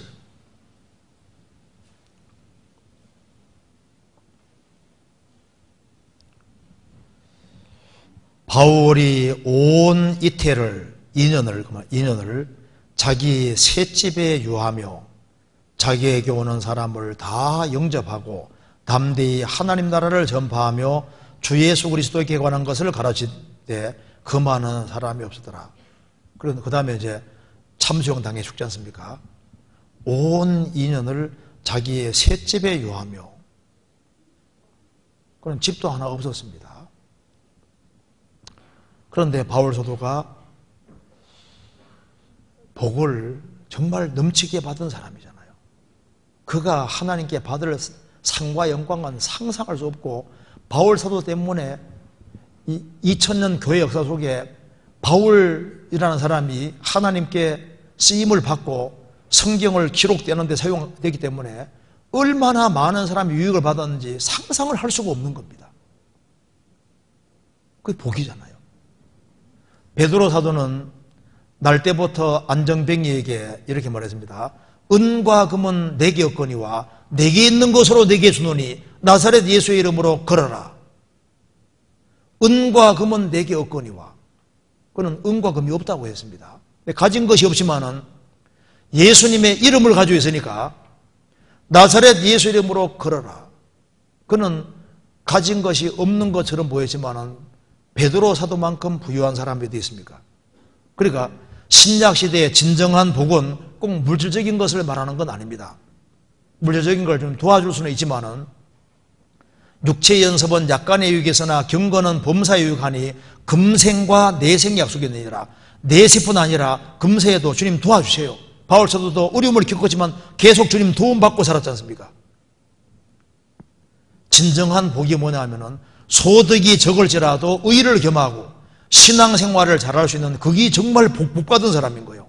그래서 요한계시록 2장 3장 보시면은 스무나 교회는 환란이 있고 궁핍이 있고 장차받을 환란이 또 있잖아요. 그런데 실상은 내가 부유한 자라고 했습니다. 라오디게 교회 성도들은 말했습니다. 나는 부자라 부유하여 부족한 것이 없다 하나 주님께서 보실 때는 너의 가련한 것과 가난한 것과 눈먼 것과 벌거벗은 것을 알지 못하노다. 주님께서 보실 때 라오디게아 성도들은 부유하다고 했는데 주님 보실 때는 너는 가난뱅이다. 서머나 교회는 주님께서 부유하다고 말씀하셨잖아요. 그래서 과부가 부찬 중에 헌금을 했을 때 2렙돈인데 한 1,000원 정도밖에 안 됩니다. 그런데 주님이 제일 많이 집어넣었다고 말씀하셨습니다. 그러니까 신약시대에 진정한 부요가 뭐냐 하면은 구원을 받고 주님 앞에 쓰임받는 이것이야말로 부요고, 그리고 먼저 그의 나라와 그의 일을 구하는 사람은 신앙생활을 잘할 수 있도록 주님께서 이 모든 것을 더해 주시는 겁니다. 그잖아요. 그래서 신앙생활 멋지게 잘할 수 있으면은 넘치게 큰 복을 받고 있는 걸 아셔야 되는 거예요. 그리고 내가 신앙생활을 자유롭게 할 수 있으면 그게 정말 복받은 거예요. 그리고 신앙생활 바르게 하루하루 살아갈 때 그것을 통해서 주님이 얼마나 큰 영광과 상을 줄 텐데,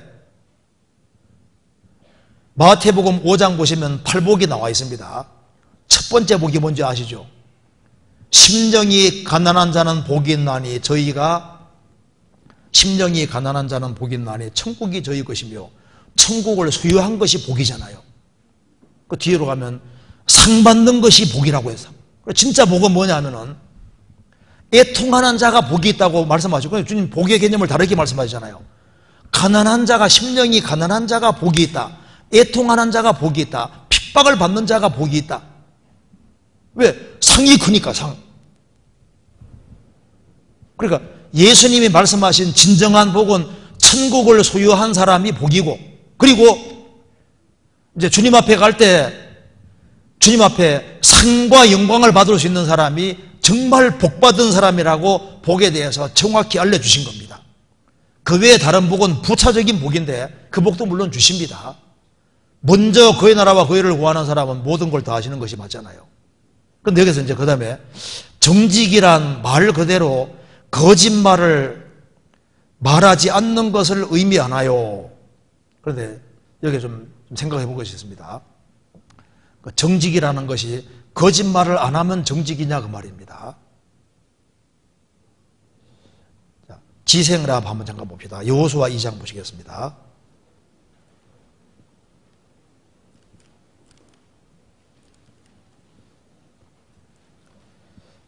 2장 3절입니다.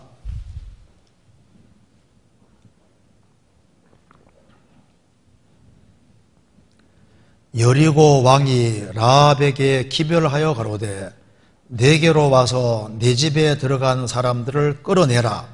그들은 이 온 땅을 탐지하러 왔느니라.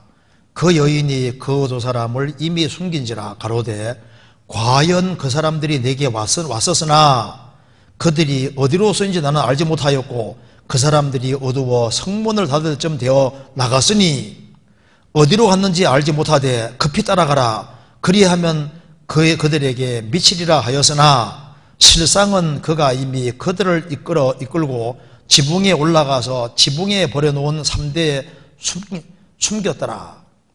이게 라합 보면 뻔뻔하게 거짓말하죠. 정탐꾼을 싹 감춰놓고 난 다음에 아주 능청맞게 왔었는데 갔는데 여기 성문 닫을 쯤에서 갔으니 빨리 따라가면 잡을 수 있을 거라고, 빨리 가라고, 빨리. 능청맞게 거짓말했습니다. 그런데 이때 정탐꾼이 왔는데 감춰놓고 저기 있어. 이렇게 정직하게 말할 때 이게 정직일까요? 아니면은 안 감춰주면 이 사람이 죽는데 이렇게 얘기해서 사람들 따돌리고 이 사람을 살려주는 이것이 정직이냐 그 말입니다. 어느 것이 더 큰 정직에 속하는 거예요. 그러니까 정직이라는 말을 단순하게 그냥 거짓말을 했다 안 했다 이거 가지고 정직이라는 걸 쉽게 결정하는 것도 상당히 문제가 있습니다. 생명이 왔다 갔다 하는 이 중요한 문제에 있어서 어느 것이 정직한 거냐 그 말입니다. 코리된 붐은 유대인을 감춰줬다는 이유 때문에 오랫동안 감옥 생활했지 않습니까? 그런데 자기 집에 유대인이 들어왔는데 감추고 없다고 한다 그 말입니다. 그때 없다고 해야 되냐, 잡혀가면 죽는데 있다고 해야 되냐 그 말입니다. 이게 정직 문제 부딪히잖아요.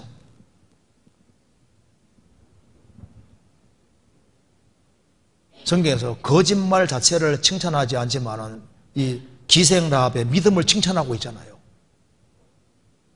하나님을 두려워했기 때문에.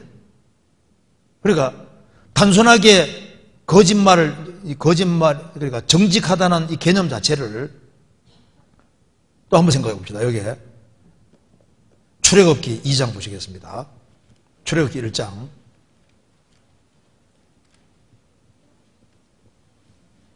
15절.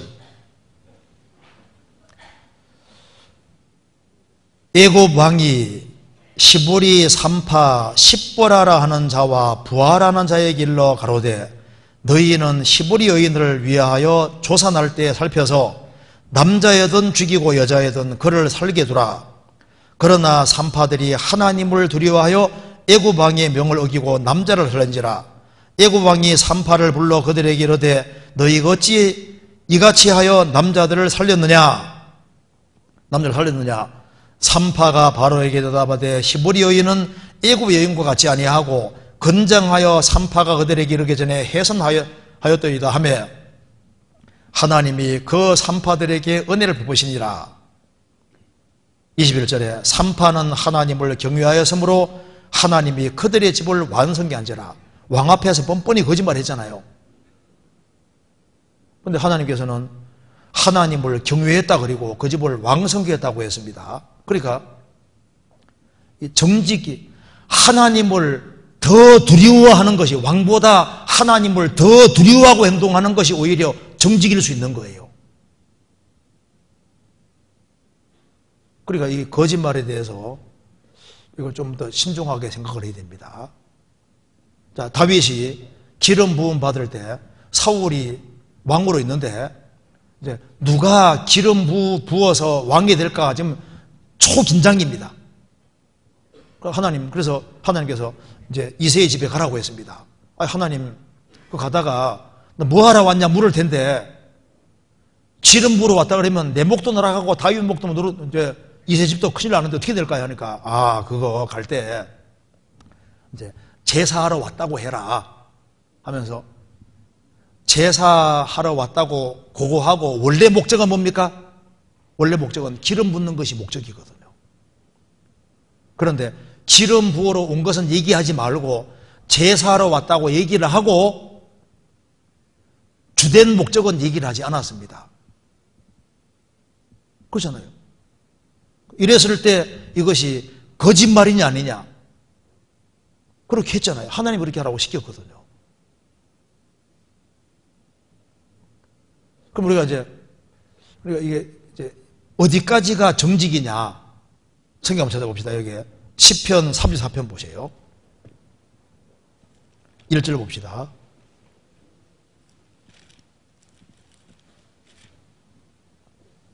1절 앞에 봅시다. 표제에 보면은 다윗이 아비멜렉 앞에서 미친 채 하다가 쫓겨나서 지은 시, 이제 사무엘상 21장에 자세히 나와 있습니다. 다윗이 까딱하면 죽게 생긴 거예요. 그래서 다윗의 죽인 자는 만만이고 사울의 죽인 자는 천천히를 하지 않았습니까? 그 말하니까 목 날아가게 생겼으니까 그대로 그냥 미친 채 하면서 있지 않습니까?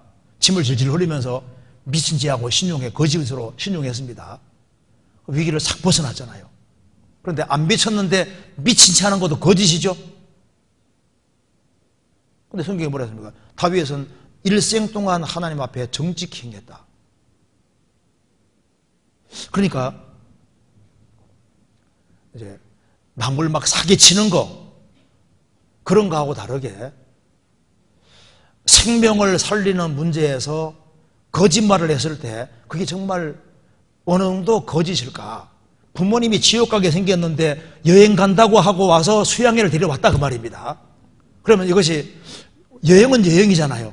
근데 주된 것은 이게 이제 수양회 말씀 듣는 건데 그렇게 해가지고 이제 부모님이 구원을 받았다 이랬을 때 이것이 거짓이냐 정직하고 하나님을 경외하는 것이냐 그것에 대해서도 또 있잖아요. 이게 좀 그러니까 이것이 단답형으로 얘기하기가 어려운 거예요.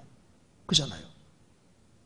부모 자식 관계에 대해서도 마찬가지고 여러 가지가 이제 있는데 이걸 하나님 앞에 정직히 행한다는 것이 하나님을 경외하면서 생명의 소중한 것을 알고 그 진리 가운데 행하는, 얘기하려면 좀 얘기가 좀 긴데요. 어쨌든 간에 이걸 단답형 가지고서 어떻게 그럴 수 있냐고 막 이렇게 함부로 판단하고 이런 것도 조심해야 됩니다. 기생랍이 정당 감춰가지고 이제 살렸으면 니 왜 그렇게 거짓말 했냐? 네가 하나님 믿는다는데 그렇게 거짓말 할 수 있어? 꼭 여리고 왕 앞에 그걸 거짓말 했잖아. 이렇게 말해야 되냐 그 말입니다. 십부라 부하에 대해서 왕 앞에서 거짓말 했는데 그렇잖아요. 그러니까 이제 이 거짓말을 이 개념 자체가 생명에 관계되는 그런 것이 될 때 거짓말보다 훨씬 더 큰 상위법이 있을 수도 있는데요. 나중에 한번 기회 주어지면 또 자세하게 한번 얘기할 수 있을 것 같습니다. 어쨌든 간에 이걸 좀 생각해야 되고, 그래서 이제 우리가 어떤 사람을 판단할 때 조심해야 됩니다. 그리고 이제 단순하게 거짓말한 게 툭 드러났을 때 그 사람을 막 거짓말장이라고 막 매도하는 것도 조심해야 됩니다. 상황을 다 들어보고 상황을 또 다 들어보고 그렇게 할 필요가 있는 겁니다. 그래서 우리가 하나님 앞에서 최대한 정직하게 행하려고 노력을 해야 되는 것이 맞지 않습니까? 그리고 그 정직이라는 것 자체가 정말 어느 쪽이 하나님께 영광이 되는지를 잘 생각해서 정직하게 우리가 행동을 하게 될 겁니다. 이건 여기까지 얘기하고, 근데 마지막으로 질문 하나 여기 보시겠습니다. 마가복음 11장 보시겠습니다. 마가복음 11장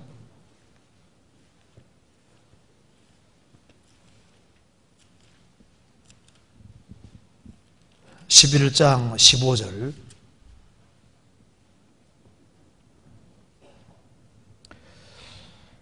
저희가 예루살렘에 들어가니라 예수께서 성전에 들어가사 성전 안에 매매하는 자들을 내어 쫓으시며 돈 바꾸는 자들의 상과 비둘기 파는 자들의 의자를 둘러보시며 아무나 기구를 가지고 성전 안으로 지나다님을 허치 아니하시고 이에 가르쳐 이르시되 기록된 바 내 집은 만민의 기도하는 집이라 칭함을 받으리라고 하지 아니했느냐. 너희는 강도의 구례를 만들어두다 하심에, 이 말씀에서 우리 교회가 마가복음 11장 15절에서 17절에 떳떳한지요. 우리 교회가 이 구절에 떳떳하다고 할 수 있느냐. 여기 보면 이제 주일마다 이제 교회당 건축이라든가 이런 것 때문에 팔러 온다고 말입니다. 어머니 원래 이런 데 팔러 온다고 말입니다. 그런데 이게 이제 합당하냐 하는데 이거 잠깐 생각해 봅시다. 이제 왜 이 말이 나오냐면 봐요. 예수님이 만민의 기도하는 집이란 말을 하지 않습니까? 이게 왜 그러냐면은 솔로몬 성전을 보면은 성전에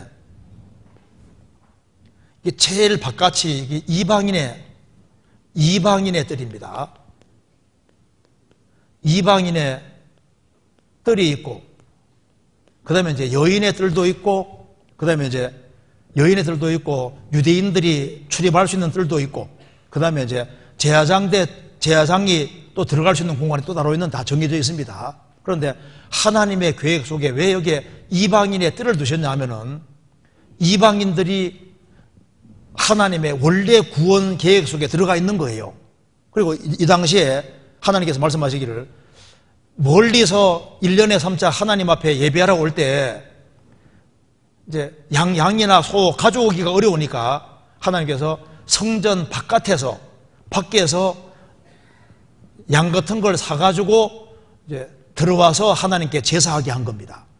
그런데 유대인들은 요게 이방인의 뜰에 들어와서 여기에서 장사를 하고 있는 겁니다. 밖에서 해야 되는데. 왜 그렇게 하냐 하면은 이방인들은 개처럼 취급해서 하나님의 구원과는 전혀 상관없는 인간으로 생각했던 거예요. 그래서 예수님께서 내쫓으면서 내 집은 만민이 기도하는 집이다 이렇게 말씀하시고 내쫓아버리지 않습니까? 그런데 지금 아셔야 될 것은 신약 시대 때는 어디가 성전입니까? 신약 시대 때는 이런 건물 성전이 없는 겁니다. 구원받은 무리가 성전이고 이건 교회당이에요. 교회당. 그렇기 때문에 이제 이렇게 주일날이라든가 어머니 올레 때 와서 이제 교회당 건축을 위해서 지역교회에서 물건을 가져와서 선한 목적으로 이렇게 물건을 팔고 이렇게 해서 건축 공급하는데 도움받고 하지 않습니까? 이것이 하나님 말씀을 어기는 거냐, 이게 죄냐 아니냐 했을 때 죄는 분명히 아닙니다. 이게 죄면은 하면 안 되죠. 이건 죄 문제가 아니라 덕이 되냐 안 되냐 그 문제인 거예요. 덕 문제인 겁니다.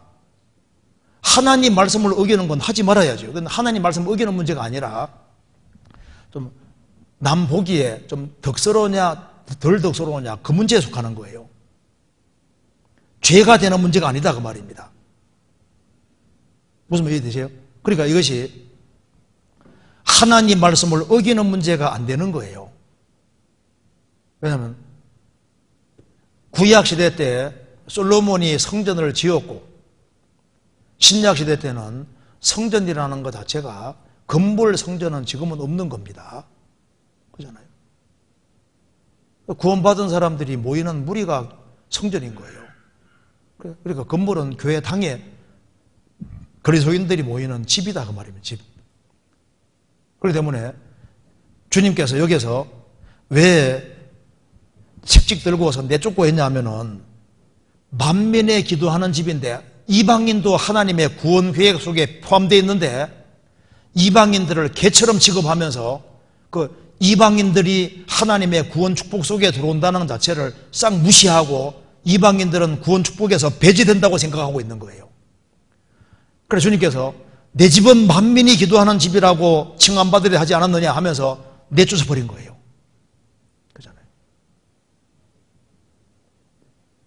이것은 성전에 관계되는 얘기였고, 지금은 교회당 건물입니다. 건물 안에서 영혼을 건지기 위해서, 그리고 이제 건축을 하기 위해서 돈도 필요하고, 그렇게 하니까 그 지역교회에서 구원받은 식구들이 고생고생해서 물건을 만들어 와서 그걸 봉사로 해가지고 팔고 이렇게 해서 돈 조금씩 모아가지고 그렇게 해서 교회당을 짓고 그렇게 하면요, 그 얼마나 선하고 얼마나 좋은 거예요. 근데 그걸 이제 어떤 사람은 좀 이제 성전 개념으로 이해하는 사람은 저건 좀 안 좋다. 그러니까 그건 덕 문제지 죄 문제가 아니다 그 말입니다.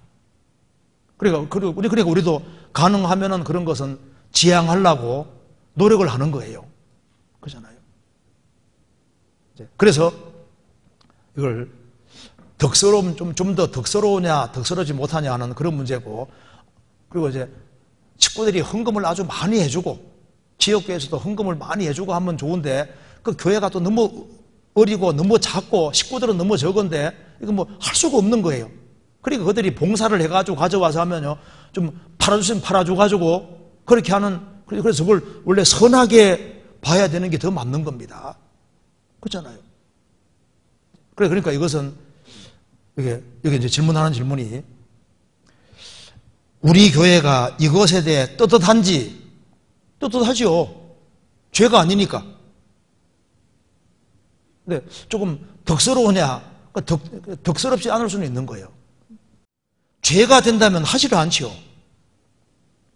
이 말 이해되시죠? 그러니까 그래서 우리가 믿음 다음에 덕이기 때문에 가능하면 덕을 세우고 다른 사람들이 좀 이렇게 좀 안 좋은 마음을 갖지 않도록 조심조심 하는 거예요.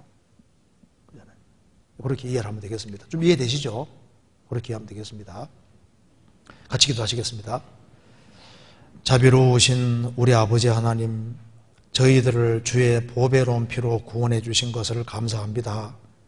저희들에게 지혜를 주시고 이 세상에서 주님의 복음과 주님 영광을 위해 살 수 있도록 더욱 역사해 주시고 도와주옵소서. 우리 나머지 모든 생에 주의 거룩한 말씀으로 다스려 주옵소서. 주 예수 그리스도 이름으로 기도하옵나이다. 아멘.